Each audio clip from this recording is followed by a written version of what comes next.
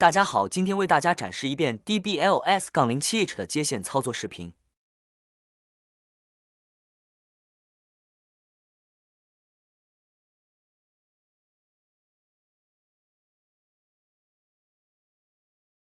让我们看到驱动器上标注的 L1、L2 分别代表驱动器的正极与负极，将电源线安装至对应的端子内即可。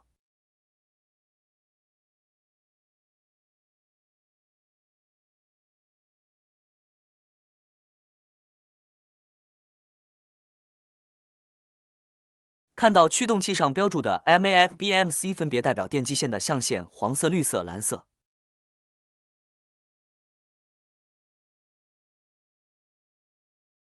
看到驱动器上标注的 GSD-IHBHC 正5伏，分别代表电机霍尔线的黑色、黄色、绿色、蓝色、红色，将霍尔线与象限安装至对应的端子内即可。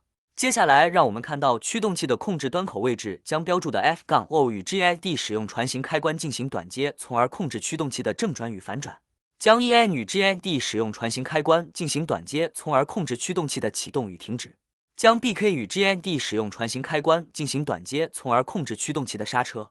将 SDGND 正5伏使用调速电位器进行短接，从而控制驱动器的加减速。